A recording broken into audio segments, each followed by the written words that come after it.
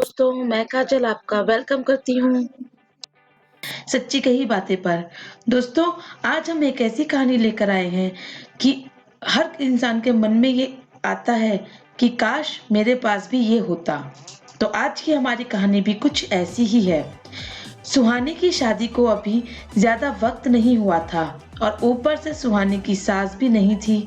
सुहानी के पति अमन उनके इकलौते बेटे थे और सुहानी के ससुर जी भी अच्छी नौकरी में थे, जो अभी रिटायर नहीं हुए थे। कुल मिलाकर पैसे की भी कमी कोई नहीं थी, इसलिए सारे रिश्ते नाते रिश्तेदारी की लड़कियां उसकी किस्मत से जलती थी। पर किस्मत अच्छी थी या बुरी, ये तो सिर्फ सुहानी ही समझ सकती थी। एक बार सुहानी की कुछ दोस्त उससे मिलने आईं। सभी यही कह रही थी कि सुहानी, तुम कितनी किस्मत वाली हो जो तुम्हें ऐसा ससुराल मिला है जहाँ ना तो नंद है और ना ही देवर और ना ही सबसे बड़ी बात कि तुम्हारी सास नहीं है। हम तो इस घर गृहस्थी में जंजाल में फंसे हैं और ऊपर से सबके ताने भी सुनने पड़ते हैं। तब सुहानी कहती है, काश मेरी किस्मत भी तुम लोगों के जैसी होती। मुझे भी कोई कुछ कहने वाला होता, कुछ गलत हो तो टोकने वाला होता। काश मेरी भी सास होती। ऐसा क्यों बोल रही हो तुम? भला कौन सी परेशानी है? एक दोस्त बोली। मुझे कोई परेशानी नहीं है, बल्कि अमन और पापा जी बहुत अच्छे हैं, पर जब दोनों लोग अपने अपने ऑफिस चले जाते हैं तो यही अकेलापन मुझे खलता है। तब मुझे लगता है कि सास हो या ननद, इन्हीं से तो घर में रौनक रहती है। घर घर जैसा लगता है। जब हम कहीं बाहर से आते हैं तो कम से कम घर खुला तो मिलता है।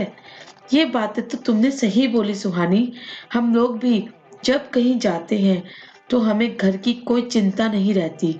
मेरी सासू माँ तो बाहर ही कमरे में बैठी रहती हैं और पड़ोस की एक दो और औरतें भी, उनकी दोस्त भी आ जाती हैं बैठने।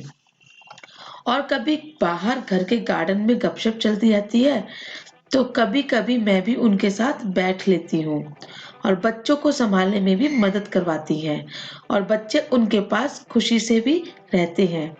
तब सुहानी बोली, और त्योहारों में जब तुम्हारी ननद आती है तो कितनी हलचल रहती है घर में। मेरे घर में तो ये सब नहीं लगता, बस मेरे मम्मी पापा और कभी कभार मेरी बहन आ जाती है बस। सुहानी, बिल्कुल सही कह रही हो तुम। हम तो फालतू में ही परेशान होते रहते हैं, ये सोचकर कि हमें बहुत रोक टोक है, अपनी मर्जी से हम कुछ नहीं कर पाते। पर तुम्हारी बातों से अब लगने लगा है कि जैसी भी है हमारी सासू माँ भी है तो हमारी माँ जैसी ही है, और थोड़ी बहुत नोकझोंक तो हर रिश्ते में होती है।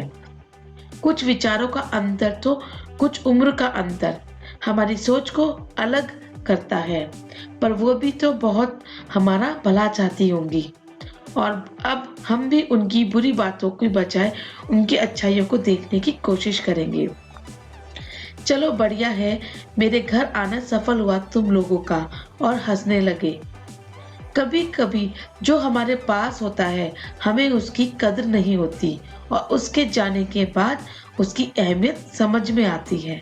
तो समय रहते दोस्तों, अपने रिश्तों में बदलाव की कोशिश कीजिए, शायद आप इन रिश्तों को संवारने में सफल हो जाएं। और कमेंट करके हमें ज़रूर बताइए कि आपको हमारी कहानी कैसी लगी। हमें आपके कमेंट्स का इंतज़ार रहेगा। तो दोस्तों, ये थी वो छोटी सी कहानी जो मैंने आपके सामने पेश की, जिसमें मैं ये कहना चाहती हूँ कि जो हमारे पास होता है हमें उसकी कदर नहीं होती।